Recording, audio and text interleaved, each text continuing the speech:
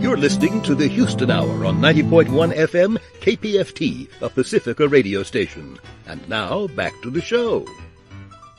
And we're back from break. Well, I am so excited because we have with us somebody who is very special. He is somebody who is really leading an organization that matters in my world, and it should matter to all Houstonians because we benefit every day from how special our built environment is. I'm talking about Rusty Bienvenue, who is the executive director for the AIA Houston here in Houston, which is the American Institute of Architects, and the Architecture Center Houston, a nonprofit organization that he's going to tell you all about that we should all know and love. Rusty, say hello to Houston. Hello, Houston, and hello, Mr. McKinney. Welcome nice to the Houston Hour. Thank you. Well, tell listeners about this gem because people may not be familiar with this. It's a nonprofit organization, and It exists here in Houston, and it's really special. Yes, it's to educate folks about the great architecture we have in Houston. I think Houstonians tend to have sort of an inferiority complex about our city. They don't tend to understand that if there was any style of architecture built from the beginning of the 20th century on, Houston has a really good example of it somewhere. And that's kind of our job, is to educate Houstonians and folks from other places as well as to the gems that we have here and the value of great design. So we talk a lot about architecture, but we're also branching out into other types of design too. And I love that you're talking about that. You're talking about design, obviously, and people don't realize that those are the two things, the outside of a building and then when you walk in, sometimes they're done by different people and or with different types of influences. So tell listeners a little bit about the programs that you offer because that's important. Mm-hmm. We have a number of programs. We have our sandcastle competition that we just had. That is, you can see architects build enormous things out of just sand and water. We have our home tour coming up. We do lots of lectures at the Architecture Center. Some of them solely focused on architecture, some of them focused on the science of design, because architecture is not just a beautiful shell of a building. It's also the systems that make it work. We want folks to understand everything about architecture. Did I say lectures? We have lots of lectures. And is this all at the gallery exhibits. that's there? Yes, we have an exhibition gallery in an historic building downtown. It used to be, the building that we're in was part of Produce Row. It was erected in 1906 as a produce warehouse. In fact, I have pictures of it where they're taken about 1910 with a Model T in the front of it and next to horse and buggies with a pile of watermelons on the corner. So it was a produce warehouse. We have refurbished it for us. It had been empty for probably 30 years. Wow. And now it's Architecture Center Houston. And we do a series of exhibits in there. Right now we have one that is exhibited, the art of Patrick Renner. I'm a huge fan. Yeah, me too. We just finished one on the architecture of bees, how bees influence how humans built. Oh, fascinating. Yeah, it's a fascinating exhibit. Oh, I read about you. I read an article about you in the Houston Chronicle that you came to architecture. You were exposed to it when you were taking an art history class at UT. Yep. I love that. I'm an art historian. So do you remember which was it like the ancient Roman architecture? What was it that really got you? I don't know. That's a really good question. The one I remember the most from studying it is the Rothko Chapel. Oh. Because it was in, Jansen's History of Art. And, That's right. And so we studied it as part of that class. I don't know that that was the one that made me interested in architecture per se, but it's the one I remember because when I moved to Houston, that's the first place I went to see it. And I was really disappointed. I thought, this is just black paintings on a wall because the skylight was in disrepair and you really couldn't see anything in there then. I moved to Houston in 1993. So since then, it's been refurbished twice, and the latest edition is really great. Really see that those are not black paintings. Right. Really terrific. Yeah, it is a fascinating place. I've never seen anything quite like it, but before I take people there, I always give them a little bit of an idea of what to expect, because I think if you go in there thinking it's going to look like a chapel, what you conceive of as a chapel, you're going to be pretty disappointed. But I encourage people to also go to the Chapel of St. Basil, which is just steps from there on the University of St. Thomas campus. It is one of the most stunning buildings I've ever seen. It's also very minimal on the inside, but in a different way. I tend to get asked a lot about why does Houston have some of the worst architecture by the most famous architects, or some derivative of that question. The question's wrong, and we have to have a long conversation about that to tell people why that's not How do you answer true. that? Well, first you answer it by talking about Philip Johnson, who did the Chapel of St. Basil and started the Rothko Chapel. But his best work is in Houston. He wasn't from here. He had really no connection to here other than being brought here by by Gerald Hines. Right. And I think his first residential commission is on San Felipe, the de Menil home. Yeah. Right. Yeah. Yeah. His first residence was his master's thesis in, the Glass House in New Haven, Connecticut. But The Glass House Yeah, was that- his master's thesis? Yeah. I didn't know that. most people aren't rich enough to build their master's thesis, but he Oh was. my goodness. Yeah. I have a picture of that on my credit card. Oh, really? It's an amazing. It's a beautiful building. The whole campus is nice. The whole campus. Yeah. Really, really stunning. Yeah. Wow. When you came to Houston, it wasn't for architecture. No, I came here to go to law school. Yeah. I graduated from UT and went to U of H law school. Yeah. So, And tell listeners about your background there. well, I thought I wanted to be a lawyer until I was one.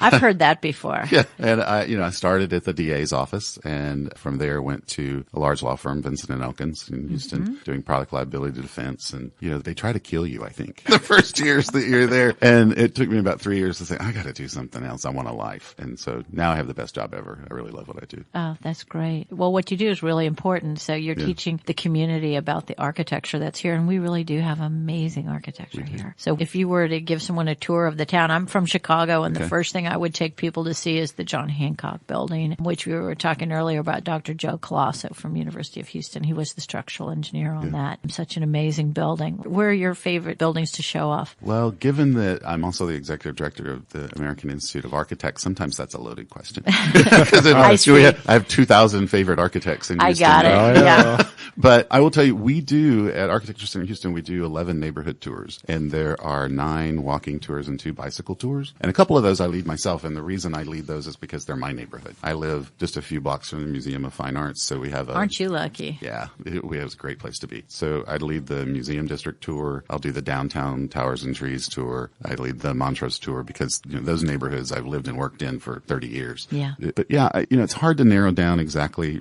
Right now, I'm really excited about, I had friends in from San Francisco and I took them to the new addition to the Museum of Fine Arts done by Stephen Hall and Kendall Heaton. And I don't know that I'm particularly in love with that building. There's some things I really don't like about it, but it's the new monumental architecture in Houston and you kind of have to take the people to see it. And Le Jardiniere is fantastic. It's beautiful. So we had dinner there too. So there we always, take folks by the Menil campus because there's so much so close together. The new Drawing Institute by Johnson Markley is really incredible. I love the light in there. Yeah. And the light in the Cy Twombly, or the Menil for that matter, is just really great. With that building, Renzo Piano revolutionized how future architects, or architects that came after him doing museums, treated light. Yeah. You compare that with Mies van der Rohe did at the Museum of Fine Arts. The Menil is much more successful in the way they treat light. So many people don't understand that the Cy Twombly Gallery is there. It's also a Renzo Piano building. It's a terrific building, but it's so overlooked because of the other one is such a It's so amazing. I have taken many people there, and you take someone from New York there and they say, boy, if this was in New York, there'd be a line around the corner, and you're the only one in there. Yeah. It's really astonishing, and it's so incredible. Yeah. The Mill family gave so much to Houston, not just yes, they did. But to go 2 blocks down and the St. Thomas campus is amazing. That was designed by Philip Johnson. Yes, one of my children went there. I spent a lot of time on that campus, and I also live in the neighborhood. Well, one of my favorite buildings is Asia Society. Yeah. That's just a stunner. It is a stunner. It's an amazing building. The stories about Taniguchi are kind of legendary, that he was kind of difficult to work with.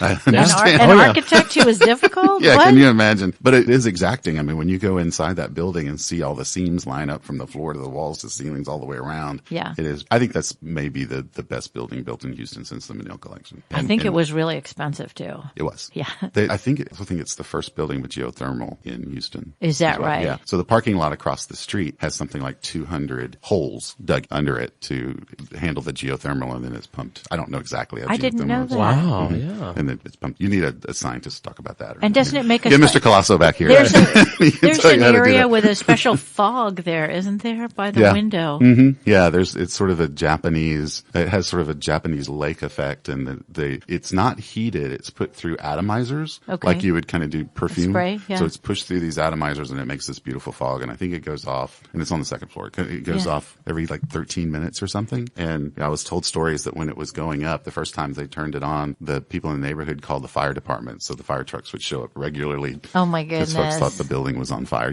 Construction fires are not unheard of. So Well, and as the head of this, you must get some really cool invites. I'm sure you've been to some really fun building topping ceremonies, all these unveilings. I mean, you've got such a great opportunity to kind of connect with all these individuals. What are some fun stories about buildings in your time in this role that you've been able to kind of just, boy, I'm really lucky to be able to be here? Well, I'd like to be invited to more of those, but if you're listening, we'll plug. Yes, if you're listening, I did get to go to the opening of the museum, the new one. It was great, and they did it. It was during a pandemic, so it was timed entry, and I felt like for the most part I was there by myself, which you don't get that experience again. Mostly they have those opening parties where they're jam packed with people, and you don't get to really see the building. You have to go back to experience it to be able to see the details. That one I actually got to see the details at the opening, but I felt like I was the only person there. Oh, that's so amazing. I can't believe I'm saying this on air, but I'm going to. I'm going to let our listeners in on my secret. The Museum of Fine Arts is open till 6 on Sundays, and if you go at 5, you will have the place to yourself. Yeah. That's when I like to go. And the light is really beautiful at that time too. That's right.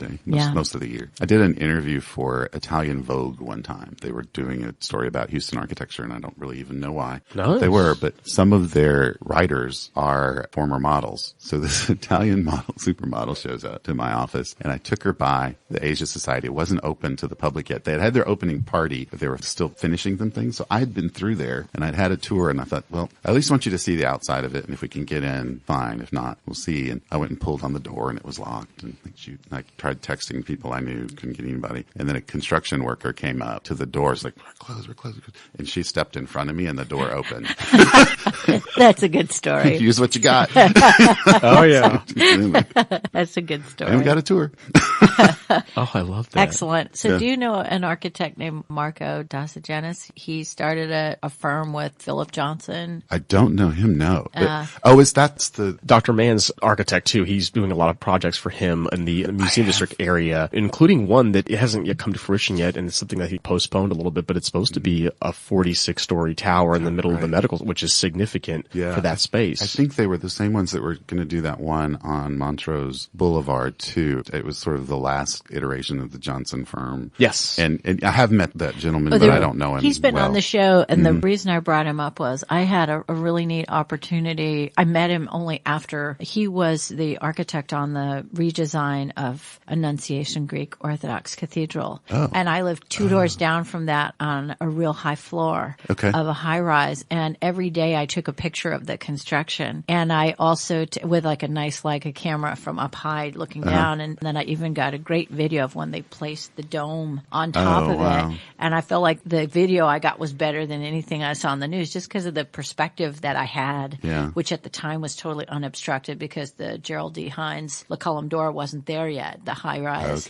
So I got some really cool stuff. But that whole part of town has just got stunning architecture. It does. And of course, Mr. McKinney is a real advocate for historic preservation, and that building next door, Le Column d'Or, the actual original home, is the 1920 Walter Faulkner mansion, the 1923 mansion. Alfred C. Finn designed as well. Talk about some of those greats. For people that aren't familiar with Houston architecture, some of the people that have really shaped our city, even in the earlier days, pre-World War II, who are some of these people that people should know, these names that people should know? Well, Finn and Finger. Yeah. The two big ones. Kenneth Fransheim. Sadly, a lot of the Fransheim buildings are gone now. Yeah. They've been torn down, but Alfred C. Finn is considered the builder of Houston. From the Fondren House, the Linkley House. That's not credited to him. The Linkley House is the one that is the sort of the offices for St. Thomas University. Yeah. And it was the first one built in Montrose, and it was credited with Sanguinet and Stats, which was a sort of at that time it was mid-rise. They probably thought it was high-rise office building architect from Fort Worth, but the designer was Alfred C. Finn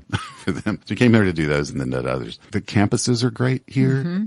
What Graham Goodhue and Ferguson did at Rice is pretty incredible. At the Eidson, I find really interesting because Ralph Adams Cram also designed the Eidson Library, and when asked about it, he felt like he was defining the architectural style for Houston, that's what it was going to be. Spanish style. Spanish Renaissance, sort of influence from Mexico. He didn't understand maybe in San Antonio, Mexico and South American architecture as well as he thought he did. It's a beautiful building. Don't get me wrong. I think it's a beautiful building. I'm kind of glad he wasn't right about that being the architectural style. Well, and some people have seen the rendering for the entire campus, right? City Hall was supposed to be in that same style, and so was our Civic Opera House and all these things. And thank goodness it didn't go that way, Yeah, and sometimes an economic downturn will save you from yourself, and that happened a few times in Houston. To Houston Center was supposed to have been repeated 30 33 times over 33 blocks. All black. Is that right? Yes. I've never heard that. Yeah, and oh if you my go goodness. look at it, you'll see X's on like above the parking garage. Those X braces, they're not for wind or anything like that. They were where a monorail was supposed to enter and exit a little tram. and go around this thing. So the idea then, this was the 1970s, was Wow. that downtown was a nasty place to be, and people didn't really, they had to come down here to work, but you didn't really want to engage with the street. So put 4 levels of parking and then put the building on top of that and have people come in off an elevated freeway into the top of this building. But gosh, that would have been the ugliest thing in the world. It would have been a totally different thing. Yeah. So It's not a bad building. when were the tunnels built? Oh gosh, I don't even know. Well, the tunnels find that go out? as early as the 1920s, late 20s What? when Will Horwitz, he connected 2 movie theaters together, the Iris Theater named after his daughter, and then probably the Uptown, I think, across the street. So there was 2 theaters across the street that he connected. He owned both of them, and he ran air conditioning systems to be able to go back and forth. And that's the 1920s, but it was Governor Ross Sterling who had 2 buildings across Fannin Street, and one was the Sterling building, one was the 1926 Houston Post-Dispatch building, and his son-in-law put a tunnel, Wyatt C. Hendricks put a tunnel underneath that to connect those 2. But really, I think it's Hines. It really is Gerald D. Hines with One Shell Plaza 71 that really starts to have this idea of connecting One Shell Plaza, Two Shell Plaza, and then other properties start connecting, but they've all done their own thing. And now we're very lucky. It's kind of come to be that way, but nobody owns the tunnel. It's all individual property owners, but it's impressive. Leave it to a guy who started his career selling air conditioners to put people in the tunnels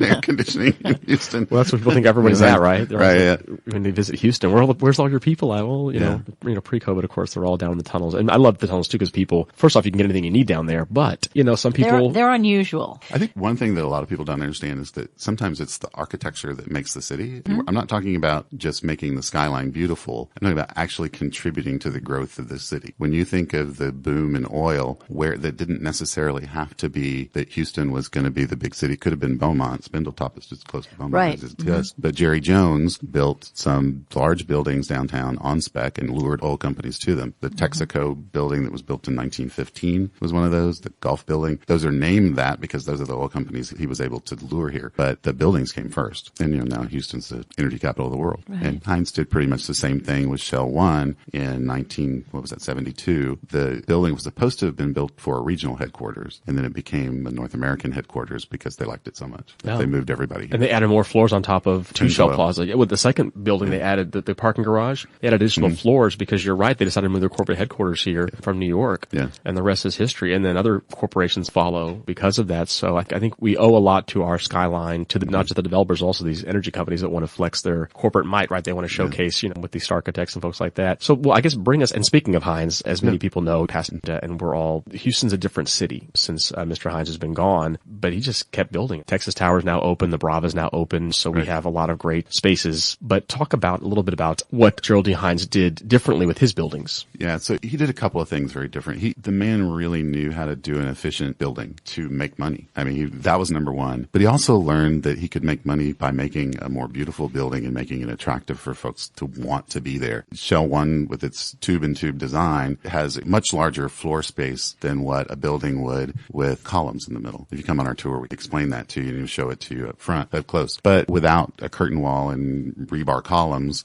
you can open up the space and you have more rentable square footage. It's also a really beautiful building with the way it undulates. The undulation has to do with holding the building up. The outsides are holding the building up rather than the inside columns. Did the same thing with Pennzoil Place. Incredibly beautiful building. That's when he started his relationship with Philip Johnson. And Johnson sort of became their architect for a number of years. Now it's Picard Chilton. It's been a few others, but he hired, and the Hines Corporation has always hired really good name brand architects to design beautiful buildings. And the noted architectural historian and critic Ada Louise Huxtable came to town to see Pennzoil Place, and she said that was where art and architecture met, was at that building, because she called it not just a successful business container, but monumental skyline sculpture as well. And that's what Hines did for us. I feel that I was spoiled because I lived for 10 years in downtown Chicago, and I lived in the Gold Coast right by Lincoln Park, and I just walked up Michigan Avenue to my office at Wacker and State, where I was right across the river from the Marina Towers, those beautiful round ones, and right by Helmut Jahn's office, which was in this really cool old building. His office was up in what was Al Capone's Speakeasy, and, really cool buildings. You feel good when you're in them and around them. Yeah. There's no more architecturally rich city in this country than Chicago. I like to say Houston is second to no one, but we're kind of second to Chicago. Well, for anyone headed amazing. to Chicago, might I recommend a Wendella boat tour? You want to do that because it takes you up and down the Chicago River, and then it takes you onto Lake Michigan so you can see the city from many angles, and there's a lot to talk about there. One of the best architecture tours I ever took was the Oak Park tour of Frank Lloyd Wright's first house and studio. And they take you through, you see the prairie style develop in one neighborhood. Yeah, my dad was from Austria, but when he came to the United States, that's where he lived, and my aunt and uncle lived there. So I grew up there and downtown, and yeah, it's pretty cool. Yeah. Pretty cool. But Houston does have a lot going for it from an architectural standpoint. One of the things that fascinates me, Mr. McKinney, I know I was with you on the Houston History Bus when, he is so fun to be with because he knows everything. I mean, everything. And I learned stuff I didn't know about the architecture. Is that right? Yeah, that's right. I did. Well, there's some crazy stuff in Houston, you know. This is the city where we built the Astrodome, but there's a high-rise with a swimming pool hanging out over the street downtown. What is that? That's Market Square Tower. It is, and it's that amazing infinity pool gets everybody's attention whenever we're going in downtown Houston, and it's just was recently surpassed by the Brava as the tallest residential tower in Houston. And we may even lose the title that most of us enjoy here in Texas and Houston specifically. We enjoy the tallest building in Texas, the IMP 1981. Gerald D. Hines, of course, commissioned Texas Commerce Tower is going to be outdone eventually by the building in Austin, I believe. I hadn't heard that. Yeah, it's supposed to, well, they're billing it as the tallest, it hasn't been built. Is the one in Houston the JP Morgan Chase? It is 600 traps. It's the same. It's the same exact one. Yeah. Just like Barry Scardino Bradley, who was on the tour. So she organized this, and she connection your organization, but what was great, it was Stephen Fox was on the bus, and it was on the bus. All these people were. It was just a great gift that she gave to me to have y'all join us on board, just to kind of see. And your staff's been amazing. Jennifer's had groups of docents on board the bus and folks like that as well, because we just love to be able to do exactly what you're doing. It's that same concept of just loving and promoting Houston history, Houston architecture from different vantage points. Right. But I think that building itself and the pool gets a lot of attention, and it's just an example of Houston thinking outside the box, right? And just different ways. So, and the views that you're going to get. It's not a bad building either. It's pretty nice. You know? Yeah, I mean, design wise, and who wouldn't want to live there too? And of course, right across from Market Square is really special too. But we've just had a lot of great wins for preservation too, which kind of connect to what y'all do. I mean, your focus is a larger footprint, not just the preservation side of things, but some of these really special projects just recently opened. You know, I know it was almost a year ago at the Post. A perfect example of that, which is where Heidi and I had the pleasure of going to your awesome gala in April. That was a lot of fun. Oh, that was a beautiful party. Yeah. It was fun. It was fun. It was great to be there post renovation. You were there both, yeah. We've been there twice, and the last one, I think it was, I want to say it's 2017. It may have been 2016. It was right after Frank Lou bought it.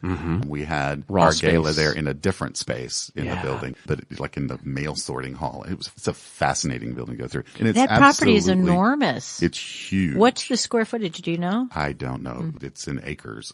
Wow. Okay. I see. It's amazing. And bringing in an architect like OMA to work on that building, it's really beautiful and interesting. It just showcases what we can do, right? How we think outside the box, and that Houston has that kind of progressive type of mindset when it comes to repurposing a space, and it's very successful. It was a building that had been sitting vacant for 25 years? Do you know how long? I don't know how long, but a little while though, and just not used and never to its potential, because we're just changing as email goes out, and as we're doing less and less with the old-fashioned sorting of mail, you have this great property that's just, like you said, vacant, just not being utilized to its potential. And now it is. Now you can go, and the views you're going to get on top of the skyline up there, you'll see everything. Downtown has changed, and I think it's going to continue to change. You know, with the ordinance that's now been used up, but it was an ordinance the city passed to give tax rebates for residential units. That resulted in, I think, 18 different mid-rise and high-rise residential projects within the CBD, which is really fascinating when you think about it. So now we're seeing, there's a grocery store downtown, and there's probably going to be more. Is that Phoenicia? Is that what you mean? Phoenicia, yeah. That's it's also a cool grocery store. Yeah, it's really cool. It's like a little tiny central market downtown. I love it. And, at some point, the connections between those buildings are probably going to be more of a change than the buildings changed on the skylines, because